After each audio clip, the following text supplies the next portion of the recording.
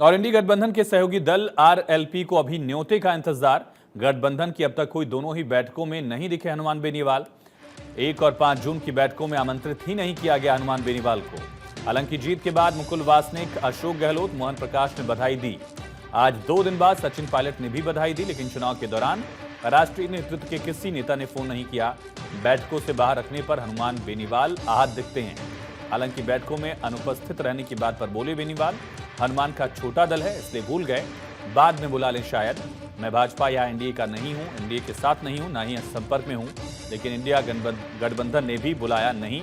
क्या अब सचमुच इंडिया गठबंधन को सहयोगियों की जरूरत नहीं, ये सवाल, क्योंकि बेनीवाल अब तक बुलाए नहीं गया उन्हें।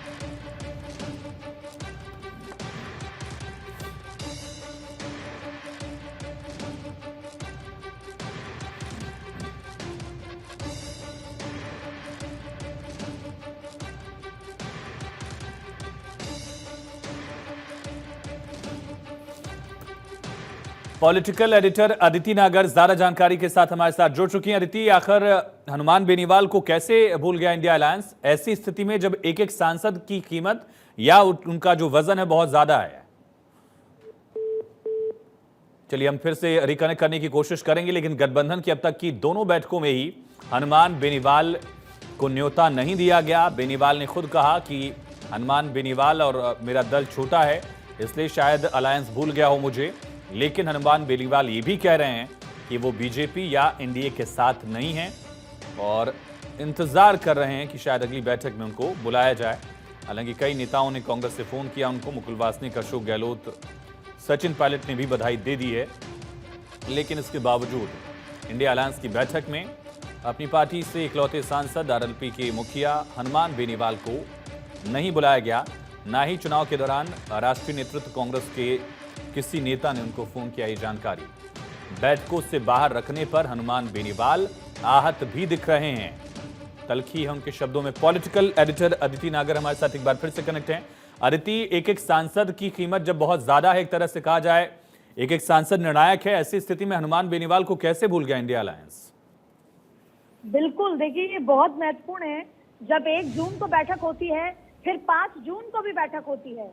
इंडिया गठबंधन की उन महत्वपूर्ण बैठकों में इंडिया अलायंस जो है वो आरएलपी को नहीं बुलाता। और आपने बहुत बखूबी कहा कि जब एक एक सांसद की महत्वता है तो ऐसे में क्यों नहीं बुलाया गया आरएलपी के सांसद हनुमान बेनीवाल, जो राजस्थान में एक अपना वर्चस्व जाट जो है वोट बैंक पे रखते हैं। और देखिए सबसे बड़ी बात है कि उनका खुद का वोट बैंक, जब हमने उनसे बात करी तो उन्होंने 2 बातें कही जो हम आपको पढ़ के बताते हैं कि उन्होंने क्या कुछ कहा। तो सबसे पहली बात है जो उन्होंने कहा वो हम आपको ये बताए थे। पहला, वो इस बात से आहत थे कि 1 जून और 5 जून को नहीं मुझे बुलाया गया, ना ही कोई फोन मेरे पास आया। उन्होंने मुस्कुराते हुए ये भी कहा कि मेरा जो पार्टी है वो बहुत छोटी सी है, तो हो सकता है कि भूल गए हो, आगे याद रखेंगे। लेकिन ये बात सही है कि हनुमान बेनीवाल का जो खुद का वोट बैंक है वो कम से कम 20 लाख वोट राजस्थान में वो रखते हैं। और कहीं ना कहीं ना बुलाने से ये समझ आता है कि कांग्रेस को ये लग रहा है कि हनुमान बेनीवाल को कांग्रेस से जिताया है, जबकि आरएलपी को ये लगता है कि हमारे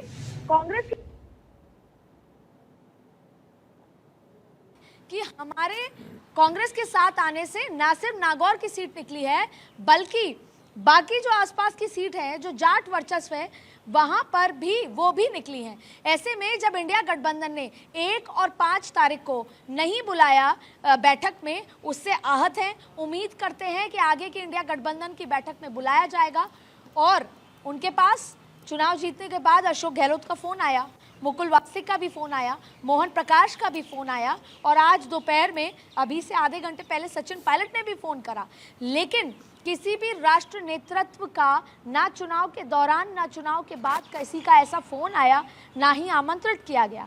लेकिन एक बहुत महत्वपूर्ण सवाल, जहां भारतीय जनता पार्टी एनडीए के आंकड़े को 303 करना चाहती है, वहां पर आप समझ लीजिए कि इंडिया गठबंधन या एनडीए का कोई भी सांसद नाराज हो तो फिर गठबंधन को कितना बड़ा झटका लग सकता है। ऐसी स्थिति में अभी हनुमान बेनीवाल से जब हमने पूछा कि क्या वाकई आप भाजपा के संपर्क में हैं, तो उन्होंने कहा कि ना मैं भाजपा के संपर्क में हूं, ना मेरे पास किसी का फ़ोन आया, बट ये बात सही है कि ना ही मुझे इंडी गठबंधन ने आमंत्रित किया है। तो ऐसे में अभी आहत हैं हनुमान बेनीवाल, वो हनुमान बेनीवाल जो पिछले 5 साल लगातार कई ऐसे मुद्दे उठाते रहे संसद भवन में, वो हनुमान बेनीवाल जो कि किसान के मुद्दे पर एनडीए गठबंधन का साथ छोड़ गए, वो हनुमान बेनीवाल जो राजस्थान में अपना एक वोट बैंक, अपना एक वर्चस्व रखते हैं। 20 लाख वोट हैं, पिछली बार विधानसभा में उन्होंने 70 सीटों पर प्रत्याशी उतारे। अगर इस बार 25 सीटों पर अकेले रहकर प्रत्याशी उतारते, भले ही वो सीटें निकाल पाते या नहीं निकाल पाते, पर वो कांग्रेस पार्टी का जो वोट बैंक है, जो मार्जिन है, उसे कम करने में सक्षम जरूर थे। ऐसे में राहुल कसवा की सीट हो या उम्मीदवार बेनीवाल की जीत में भारतीय जनता पार्टी के बेनीवाल अगर जैसा आपने कहा नहीं उतारे, अगर राहुल कसवा हो या उम्मीदवार बेनीवाल की सीट पर अगर उतार देते आरएलपी के मुखिया प्रत्याशी, तो शायद डिसाइडिंग फैक्टर हो जाता, वो किंग मेकर तो हो ही जाते कई सीटों पर, और उसका असर भी देखा जा रहा है। लेकिन ऐसी स्थिति में जब हम देख रहे हैं कि एक सीट लेकर आए हैं जीतन राम मांझी, उनको उचित सम्मान दिया जा रहा है, हो जाते, और एक सीट जीत कर आए हैं अनुप्रिया पटेल आई हैं, उनको भी उचित सम्मान दिया जा रहा है एनडीए में। इंडिया ब्लॉक ऐसी चूक क्यों कर रहा है? क्या इंडिया ब्लॉक साइकोलॉजिकली भी इस तैयारी में नहीं है कि उसको किसी आंकड़े की जरूरत है?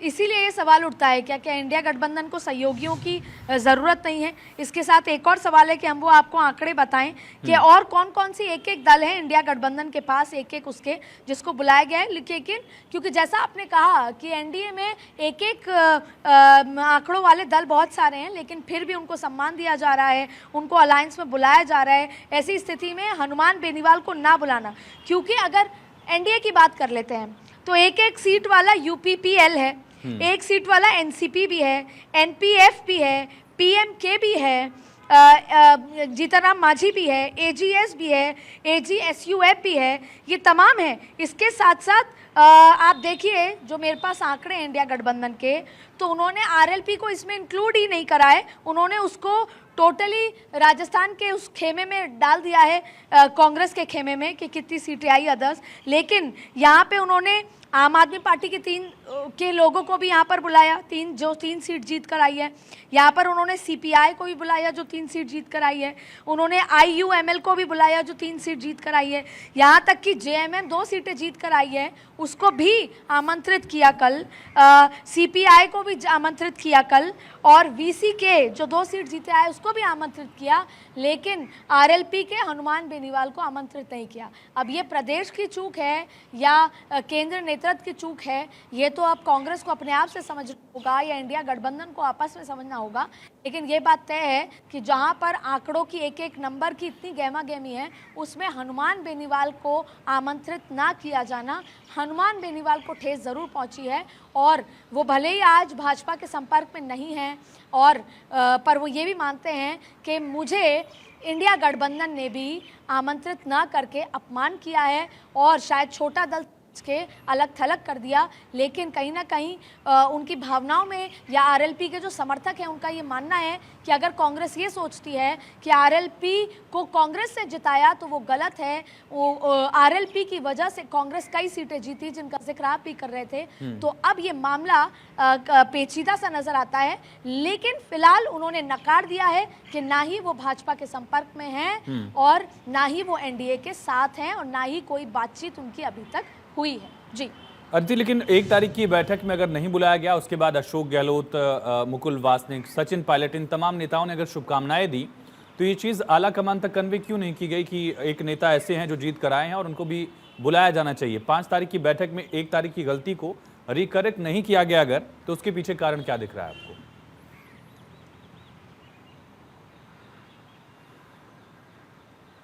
और बिल्कुल 1 तारीख तक तो संशय बना हुआ था।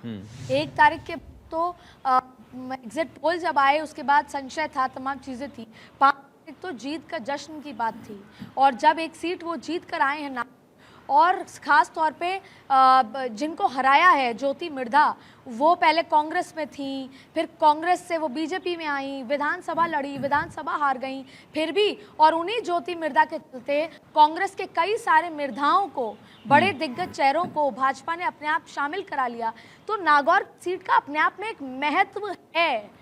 और फिर जाट अगर पॉलिटिक्स की बात करें, और भारतीय जनता पार्टी और कांग्रेस दोनों के ही पॉलिटिक्स में जाट वोट का बड़ा महत्व है, उसके बावजूद भी अगर हनुमान बेनीवाल को नहीं बुलाया गया तो ये समझना होगा कि आपको याद होगा कि एक दल बनाया गया था गठबंधन के लिए। बिल्कुल। मुकुल वासनिक, अशोक गहलोत से लेकर एक पूरी कमेटी बनाई गई थी जो गठबंधन करने के लिए बातचीत करते थे और फिर सिफारिश देते थे। ना तो उनकी तरफ से कोई पहल हुई, ना प्रदेश की तरफ से हुई, ना कांग्रेस के प्रदेश अध्यक्ष जो गोविंद सिंह डोटासरा हैं उन्होंने इस बात की पहल की। वो खुद जाट समुदाय से आते हैं, हालांकि वो तो विरोध कर रहे थे कि हनुमान बेनीवाल को चुनाव नहीं लड़ाना चाहिए, अलायंस नहीं करना चाहिए।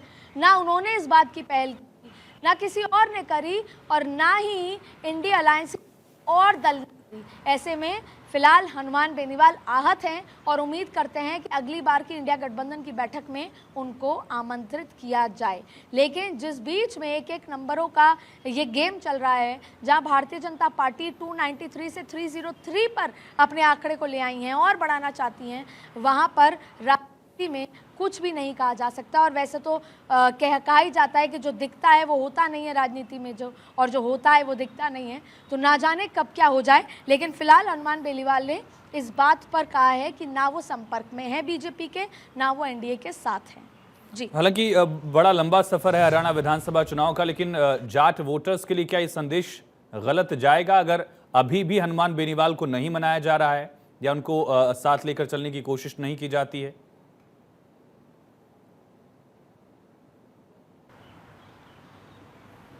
मुझे भारत 24 पे पूरी उम्मीद है, विश्वास है कि ये खबर चलते ही अब ताबड़तोड़ फ़ोन कम से कम कांग्रेस के तो हनुमान बेनीवाल के पास जाने शुरू हो जाएंगे, चाहे फिर वो प्रदेश नेतृत्व हो, चाहे फिर वो दिल्ली का कोई नेतृत्व हो। और अपने एक नागौर की सीट को बचाए रखने के लिए हनुमान बेनीवाल को इस बार दिल्ली से भी फ़ोन जा सकता है और अगली बैठक में उनको बुलाया जाएगा, ऐसा मैं उम्मीद करती हूँ। और अगर अभी भी नहीं, क्योंकि एक एक सीट का सारा खेल है, ऐसी स्थिति में इस खबर के बाद मुझे लगता है खबर का असर ज़रूर होगा, क्योंकि हर एक सीट ज़रूरी होती है राजनीति में।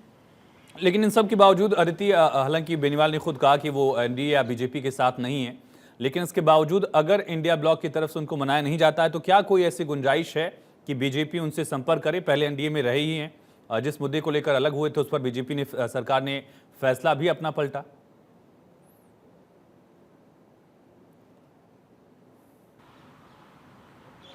देखिए, इसी संभावनाओं को टटोलने के लिए हम निर्दलियों से जब बात कर रहे थे या सिंगल जो दल के सांसद हैं उनसे बात कर रहे थे, देखिए हनुमान बेनीवाल तो एनडीए के साथ थे ही। हनुमान बेनीवाल तो पिछली बार उसी अलायंस में 24 सीटों पर चुनाव लड़ी थी, एक नागौर अलायंस में लड़े थे। तो ऐसा तो है नहीं कि पहले कभी रिश्ता रहा नहीं है। और किसानों के मुद्दे पर हनुमान बेनीवाल अलग हुए थे, पीयूष गोयल ने उनको काफ़ी कोशिश भी की थी। और यहाँ तक कि जब पॉलिटिकल क्राइसिस राजस्थान में हुआ था और जब बीजेपी की बैठकें हुआ करती थी, जब अमित शाह भी बैठक लिया करते थे, पॉलिटिकल क्राइसिस आपको याद हो कि लंबे समय तक पूरी सरकार बाड़ेबंदी में थी, तब भी बीजेपी के साथ लगातार हनुमान बेनीवाल संपर्क में थे। तो वो हनुमान बेनीवाल बहुत क्लोज हिस्सा रह चुके हैं। लेकिन अब क्योंकि फिलहाल वो इंडिया गठबंधन के साथ हैं, कांग्रेस के साथ राजस्थान में अलायंस में है, हाँ अगर तीसरी बैठक भी होती है उसमें भी हनुमान बेनीवाल को नहीं बुलाया जाता या हनुमान बेनीवाल को ऐसे ही अपमानित किया जाता है, तो ये हनुमान बेनीवाल है साहब, ये कोई भी फैसला कभी भी कर सकते हैं, इसमें कोई दौराय नहीं। और इस बीच में भारतीय जनता पार्टी नब्ज को समझती है, परिस्थिति को समझती है, और उस बीच में भारतीय जनता पार्टी हनुमान बेनीवाल से संपर्क साधती है, तो वो बात अलग है। लेकिन शायद एक छोटा ही दल भले ही, लेकिन राजस्थान में 20 लाख अपनी इंपॉर्टेंस रखने वाले हनुमान बेनीवाल उम्मीद करते हैं कि इंडिया गठबंधन उनको अपनी बैठकों में बुलाए।